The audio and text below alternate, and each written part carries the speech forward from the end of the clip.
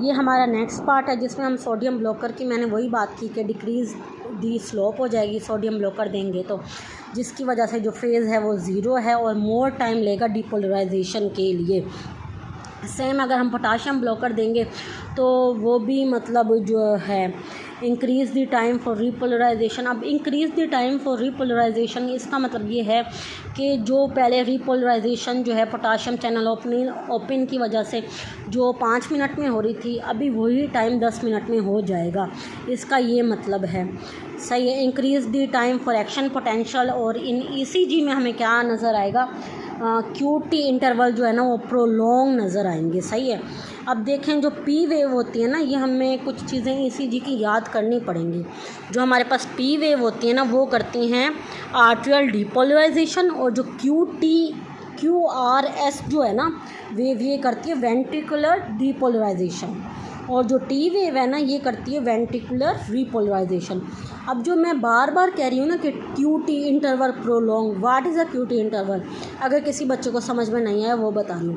अब Q से लेकर हमने लाइन ली T तक, ये वाला जो पूरा इंटरवल है ना हम इसे कहते हैं QT इंटरवल। अब QT इंटरवल में हमारे पास क्या क्या आ रहा है, वेंट्रिकल डिपोलराइज कब हुआ और रीपोलराइज कब हुआ, means actually we are discussing or we are talking about the ventricle action potential of ventricle we are talking about QT interval। मतलब QT interval में हम किसकी बात कर रहे हैं, वेंट्रिकल एक्शन पोटेंशियल की बात कर रहे हैं। सही है। सो पोटाशियम चैनल की वजह से जो मतलब इंक्रीज़ होगा एक्शन पोटेंशियल और QT इंटरवल इंक्रीज़ होगा, उसकी वजह से ना एरिथमिया काउज होता है। अब एरिथमिया क्या है, एक SA नोड है, एक AV नोड है। सही है। अब SA नोड से क्या होता है, पहले जो है मतलब सिग्नल इस जगह से आते हैं, फिर AV नोड पे जाते हैं, फिर पूरे हार्ट में वो सिग्नल फैल जाते हैं। अब उसमें बंडल ऑफ हिज होता है, प्रकंजी फाइबर होता है, मतलब स्प्रेड करते हैं। अब जो SA नोड से जो मतलब स्टिमुलाई आता है ना उसे हम कहते हैं साइनस रिदम, मतलब वो रिदम बिल्कुल सही है। अगर एक टॉपिक फोकाय बन गया, मतलब कहीं से भी जनरेशन हो रही है electrical signal other than SA node, मतलब SA नोड नहीं है, अब अदर देन SA नोड है, कोई भी हो सकता है, AV नोड हो सकता है या SA नोड और AV नोड के बीच में कोई हो सकता है, या बंडल ऑफ हिज हो सकता है, मतलब खुद ही अपनी कर रहे हैं। SA नोड ने कोई सिग्नल भी नहीं दिया फिर भी अपनी मतलब वो इलेक्ट्रिक इम्पल्स भेज रहे हैं, तो उन्हें हम क्या कहते हैं कि ये जो है साइनस रिदम नहीं है। साइनस रिदम जब भी होगी जब SA नोड से सिग्नल आएगा। भाई SA नोड कह रहा है मैंने तो भेजा ही नहीं, तुम AV नोड क्यों भेज रही हो। अगर AV नोड से भी आ रहा है फिर भी साइनस रिदम नहीं है। साइनस रिदम जब भी होगी जब SA नोड से AV नोड से बंडल ऑफ हिज से पुरकंजी फाइबर, ऐसे होगा। सही है। तो ये वाली चीज़ आप लोगों को याद रखनी चाहिए।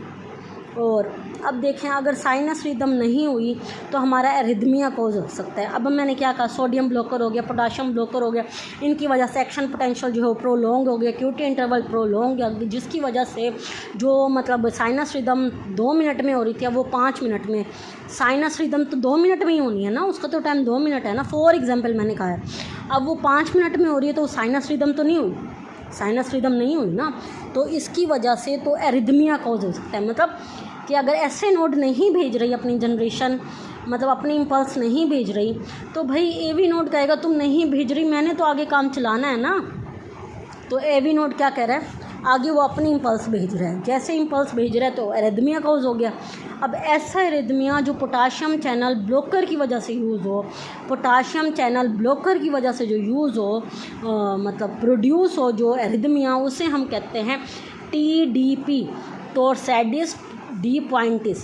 क्या कहेंगे, टोर्सैडिस डी पॉइंटिस, TDP क्या कहेंगे, टोर्सैडिस डी पॉइंटिस। ये एरिथमिया कब कॉज होता है, ये एरिथमिया जब कॉज होता है जब पोटाशियम चैनल जो है वो ब्लॉक हो जाए।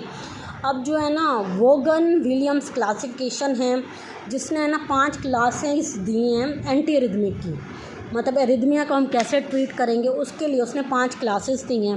पहली क्लास में आता है हमारा सोडियम ब्लोकर, दूसरी में आता है बीटा ब्लोकर, तीसरी में आता है पोटाशियम ब्लोकर, चौथी में आता है कैल्शियम ब्लोकर, और अगर इन चारों के अलावा कोई ड्रग है तो वो 5वीं क्लास में आएगी। सही है। मतलब कितनी क्लास है, क्लास 1 2 3 4 5। 1 में सोडियम ब्लोकर, 2nd में बीटा ब्लोकर, 3rd में पोटाशियम ब्लोकर, 4th में कैल्शियम ब्लोकर, 5th में अदर। अदर कौन सी, मतलब जो इन चारों से अलग हो, वो अदर में आ गई। अब क्लास 1 जो सोडियम ब्लॉकर है, मतलब सोडियम को हमने ब्लॉक कर दिया, जिसकी वजह से जो डीपोलराइजेशन है वो ज़्यादा टाइम लेगी, सही है। अब क्लास 1 जो है उसकी अगेन टाइप है, class 1A, class 1B, class 1C। अब जो क्लास 1A है उसमें है हमारा sodium blocker plus potassium blocker, मतलब जो क्लास 1A है, क्लास 1 है मतलब सोडियम ब्लॉकर। अब उसकी अगेन टाइप है class 1A, means sodium blocker as well as potassium blocker. और जो दूसरी है, अब देखो सोडियम भी ब्लॉक कर दिया, पोटाशियम भी ब्लॉक कर दिया, इसकी वजह से क्या होगा, प्रोलॉन्ग हो जाएगी एक्शन पोटेंशियल, और जो प्रोलॉन्ग क्यूटी इंटरवल हो जाएगा, और जो एरिथमिया कॉज होगा वो होगा TD टोरसैडिस डी पॉइंटिस होगा, सही है। अब जो क्लास 1B है वो सोडियम ब्लॉकर ही है, सही है। हमने बताया ना क्लास 1 तो सोडियम ही ब्लॉकर है, तो क्लास 1B भी सोडियम ब्लॉकर है, लेकिन उसके साथ क्या है, कैल्शियम ओपिनर है।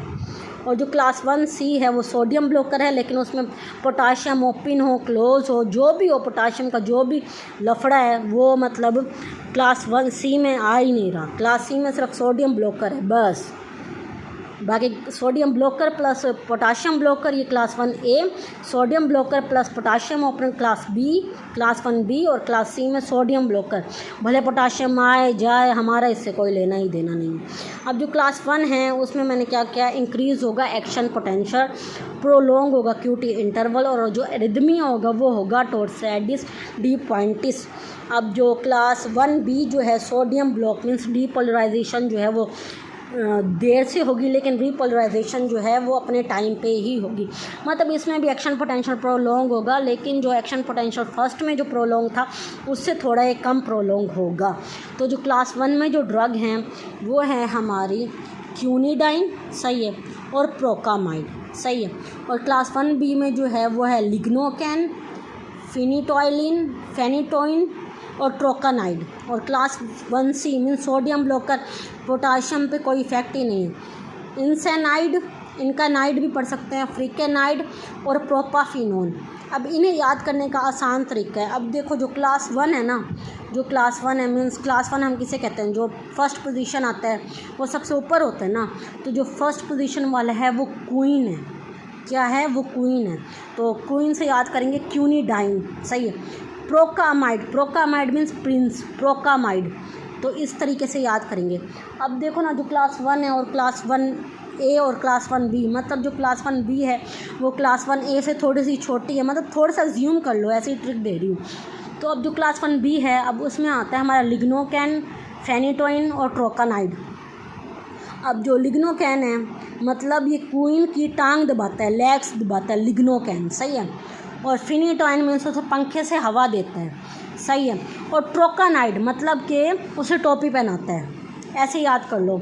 और ये जो क्लास 1B है हम कब देते हैं, use in ventricular arrhythmia only, not in आर्टियल arrhythmia, सिर्फ वेंट्रिकुलर एरिथमिया में ही कॉज होता है। अब जो क्लास 1C जो है मतलब वो उसमें आता है इनकेनाइड, फ्रिकेनाइड और प्रोपाफिनोन, मतलब क्लास 1B से भी ये कम है, तो मतलब इन्हें आप लोग याद कर लेना, इनकेनाइड, फ्रिकेनाइड, प्रोपाफिनोन। अब जो क्लास 2 है वो बीटा ब्लॉकर है, वो हमने पहले ही मतलब CVS में आपको बताया है। ये यूज़ होता है ट्रेकी एरिथमिया, भले आर्टरियल का हो या वेंट्रिकल का हो, जिसका भी हो ये बीटा ब्लॉकर यूज़ होगा। अब क्लास 3 में आता है हमारा पोटाशियम ब्लॉकर।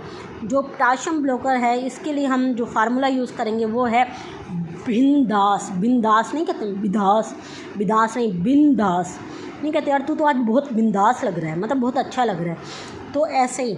अब B से आता है ब्रिटेलियम, I से आता है एबिट्यूलाइड, और N जो है वो उसका काट दो, सही है। मतलब ऐसे ही मैंने ट्रिक दी बिंदास के नाम से, ब्रिटेलियम, एबिट्यूलाइड, डोफिटिलाइड, अमाइड्रोन, सही है। और S से हमारा जो है वो है सोटालोल, क्या है, सोटालोल। क्लास 3 जो है वो पोटाशियम ब्लॉकर है, तो उसमें B से ब्रिटेलियम, I से एबिट्यूलाइड, डोफिटिलाइड, सही, अमाइड्रोन और सोटालोल।